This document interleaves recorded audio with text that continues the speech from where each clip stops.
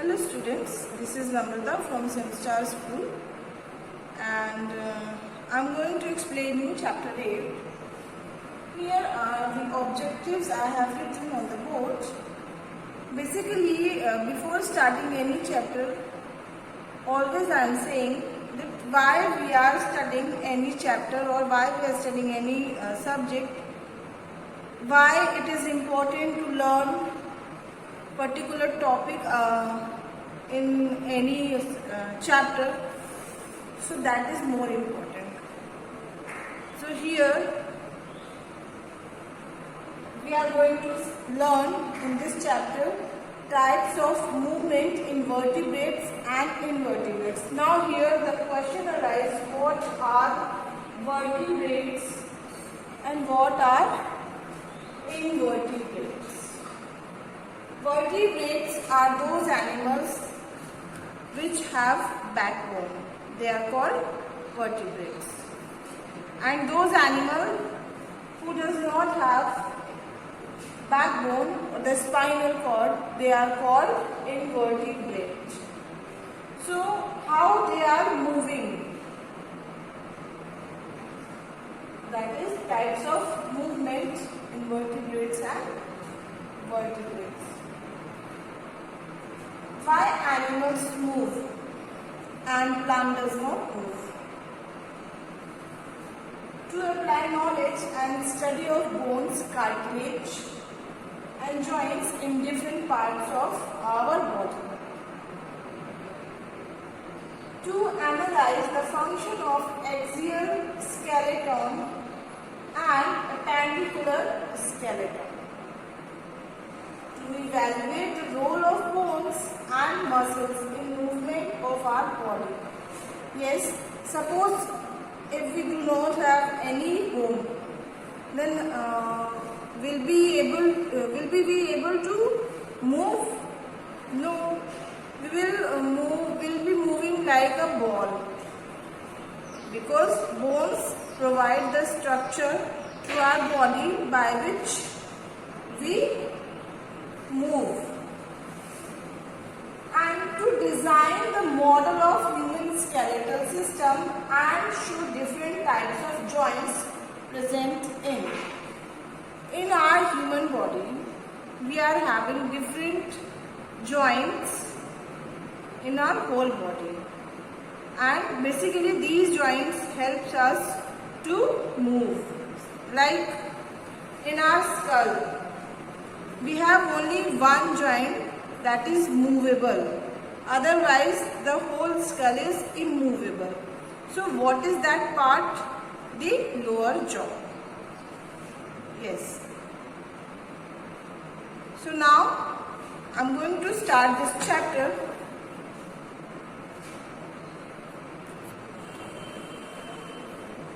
As we can move, all animals can move, but the plants cannot move. So it is very well known that why animals move: in search of food, in search of shelter, to protect themselves against adverse or the unfavorable conditions, like if somewhere it is very cold and they are not able to survive, so they will move to the favorable place so that they can survive over there very well, and to protect themselves against their predators or enemies. How? Like snakes are found everywhere and they move in search of their prey, and to find suitable patterns for reproduction. Yes, sometimes they need suitable place or the safe place where they can reproduce themselves to give birth rise to the new offspring of themselves. So here, now it is very clear then why animals move. Next topic is movement in different groups of animals. On the basis of presence or absence of the vertebral column or the backbone, there are mainly two types of animals. First one is vertebrate and second one is invertebrate.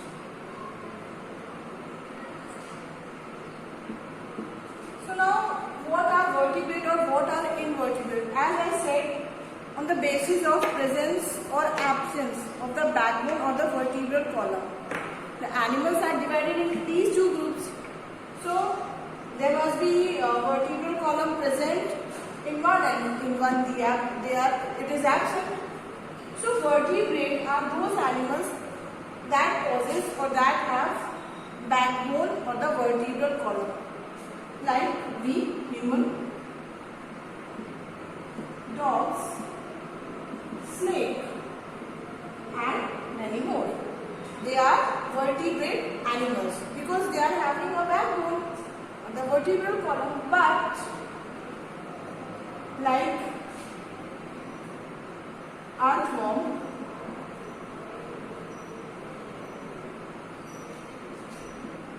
hydra or amoeba, they are called invertebrate because they does not have the backbone or the vertebral column.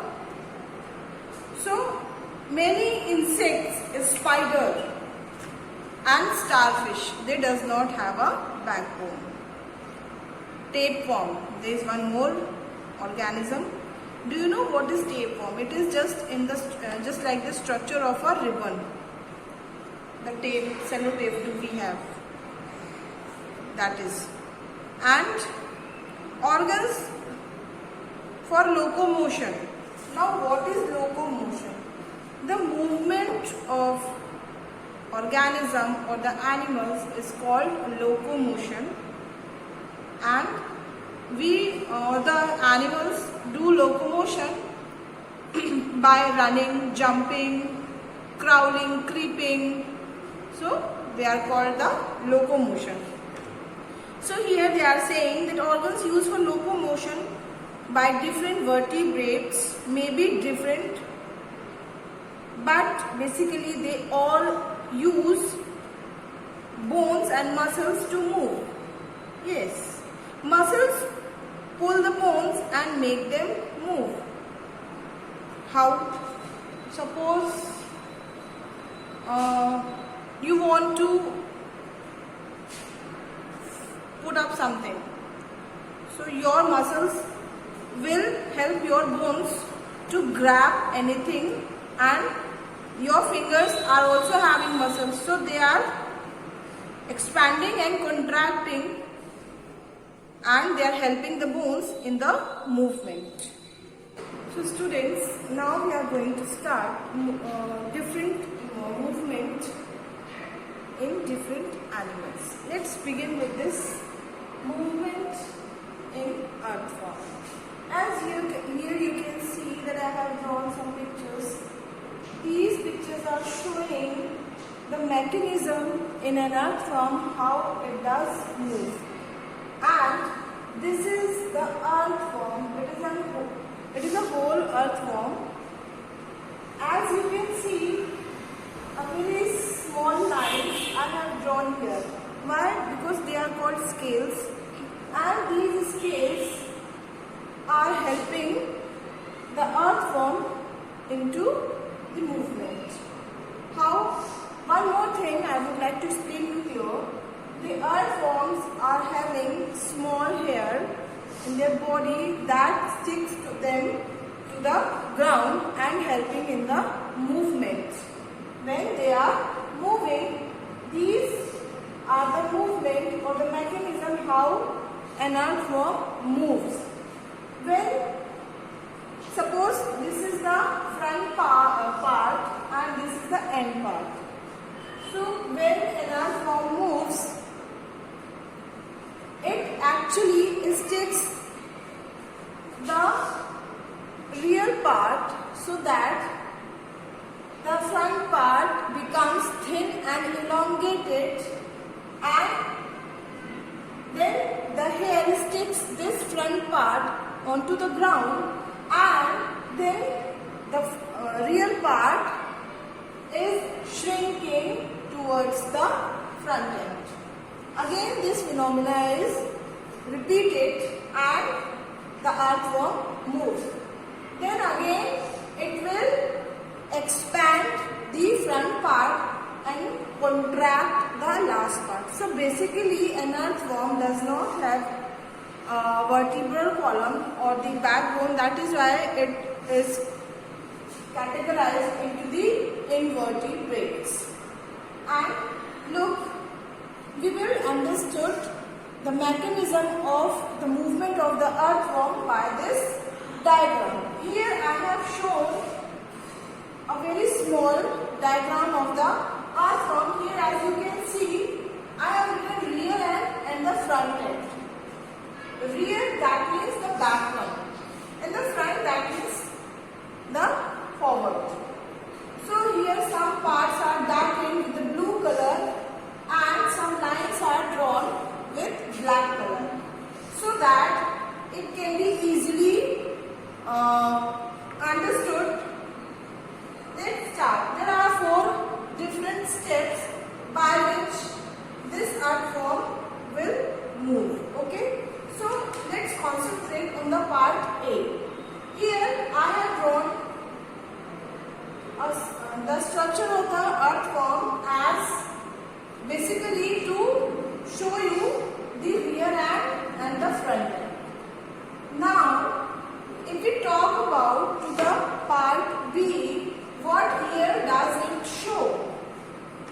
It shows that the rear end, this rear end becomes short. This rear end becomes short. As you can see, it becomes short and this part elongated. So, front end becomes short and thin. Here, as you can see, this is thinner than the back part. So, rear end becomes short and thick, and front end becomes short and thin. Okay, long and thin. This is long, not the short.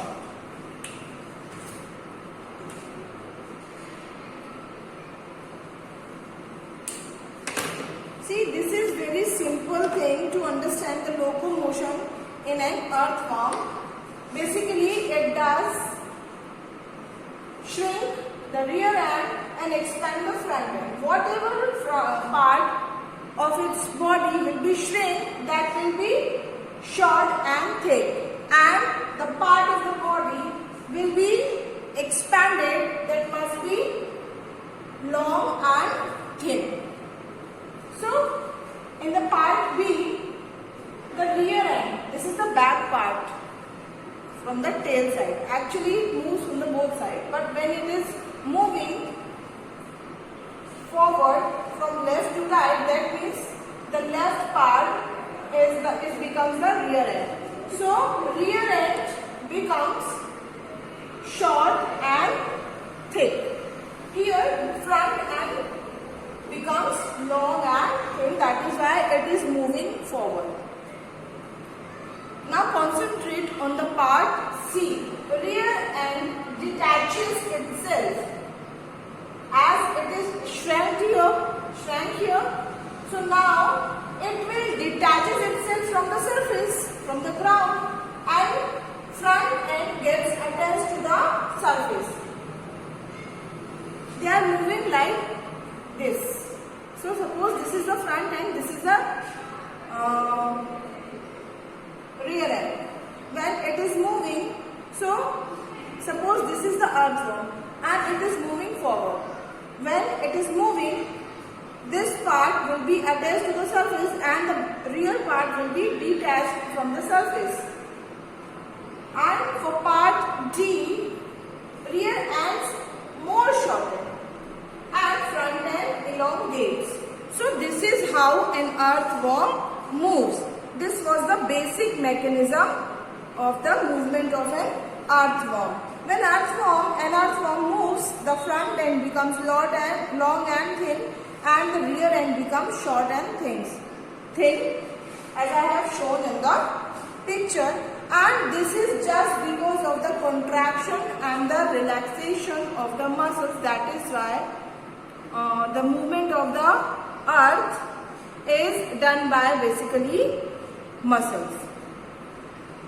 And an earthworm thus moves through soil by repeated contraction and expansion. I have explained already. And its muscles, its body secretes a slimy substance which helps in the movement, that helps it to sticking to the surface. Leeches also moves in the same manner as an earthworm moves.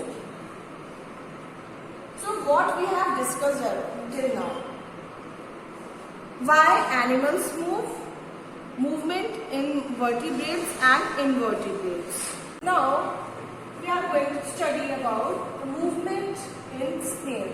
As I said before, a snail also moves as the earthworm. So here very clear that again it will move in the same manner as the earthworm moves. How?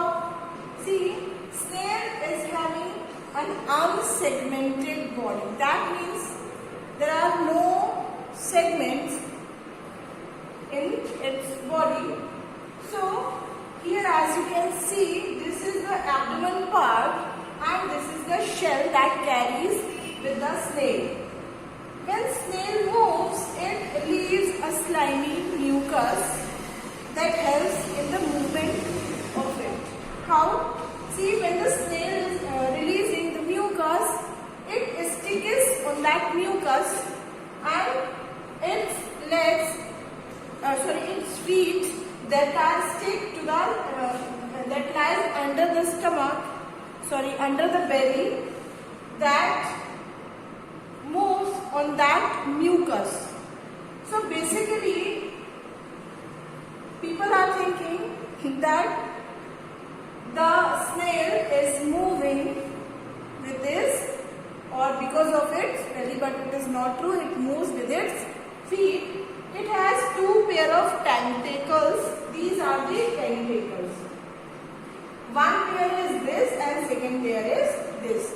So the upper pair carries the eye that is attached or that is on the tip of these tentacles, and this is the another pair of tentacles.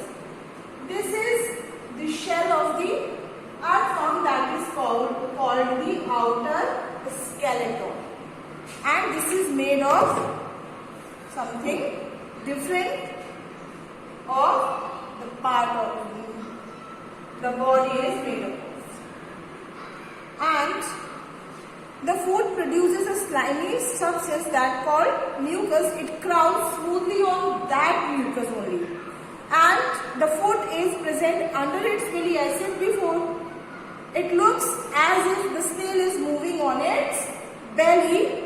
A trail of mucus is left behind. Yes, suppose this snail is moving from here to here, so a line is left behind. See, in the morning when I came to the school and I was parking my scooty over there, I was watching that one snail is moving there, and it really left a line, and I was observing that line. I thought that was scratched by something pointed, but no. On that, it was very pointed and sharp line. And when the snail was moving front side or the forward, this line was left behind, and I was really unaware that today I am going to teach you this topic.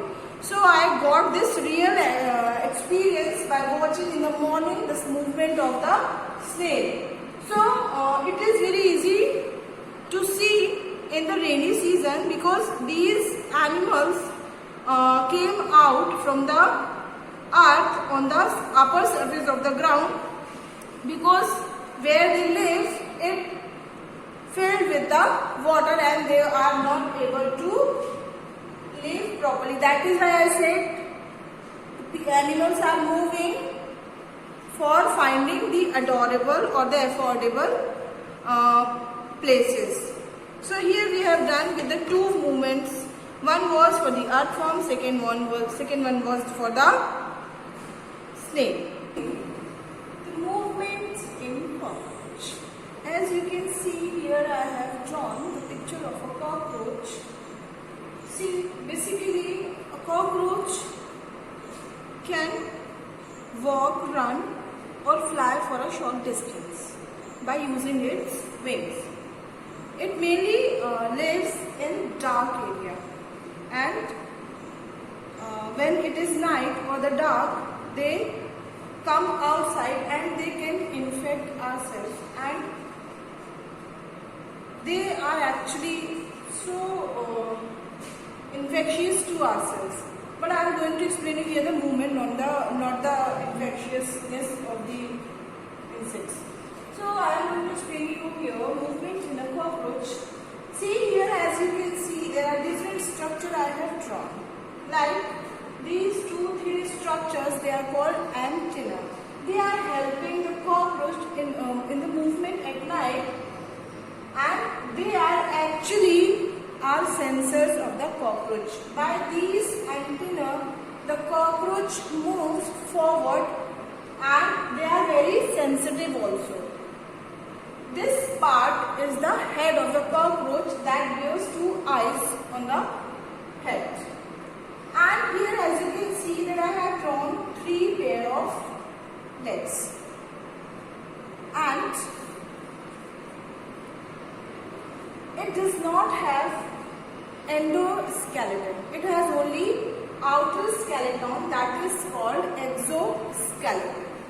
What does it call? Exoskeleton. And it has a double vertebral nerve called ganglion.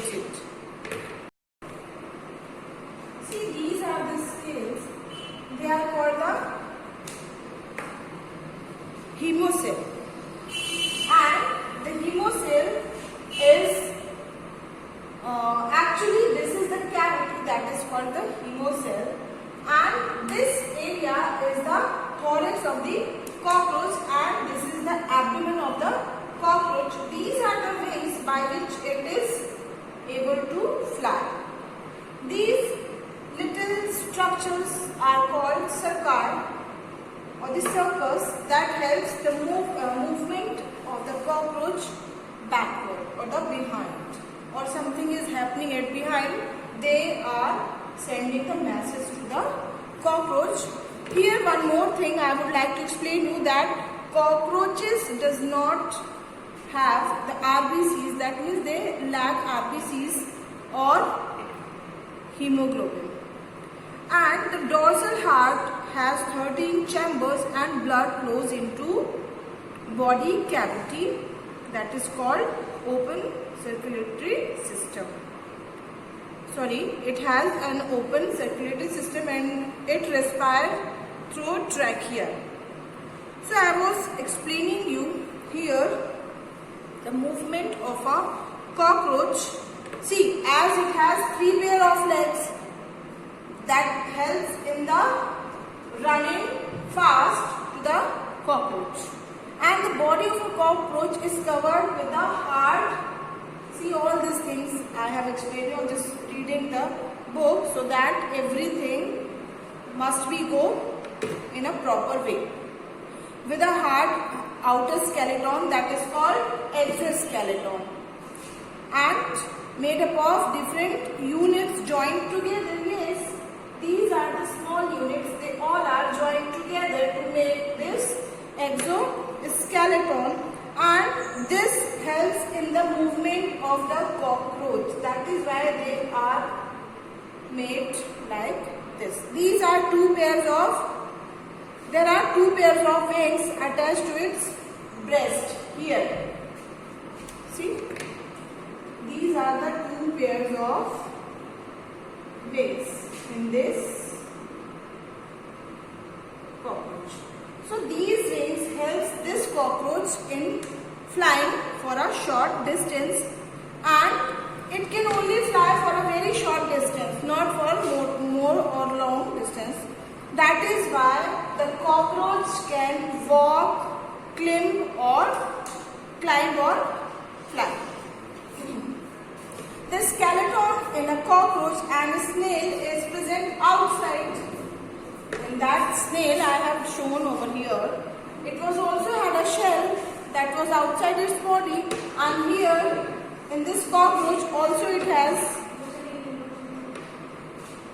skeleton present outside. That is why I am saying again and again, it has an exoskeleton. So students, here we have done with the movement in 3 animals. First one was the earthworm, then snail, and now cockroach. And one more thing I would like to summarize here, that we have discussed the reason why animals move. Why they do move? For in search of food and shelter, to reproduce themselves, and to save themselves from their predators. And then I have explained you the basic mechanism found in the movement of the earthworm and snail and cockroach. So now in the next video I will explain you movement in fish, movement in snakes and movement in birds. There are some new words in this chapter also, so again and again I am saying you that read the book thoroughly so that you can learn all these new terms. They are very new to you. Antenna, thorax, abdomen, circuit, they all are new for you. Exoskeleton. And if you are reading again and again your book thoroughly, so that you will be able to read them quickly and you will be able to pronunciate them properly as well. So in the next video, as I have said, that I will explain the movement in the fish, bird and snakes. Then I will try to cover the human skeletal system also. And for that, you have to, whenever you are watching my videos or you are sitting to watch my videos, please sit with your book and read it twice, then pause my video and watch it after reading that particular topic, so that it will be more easier to understood these topics anytime.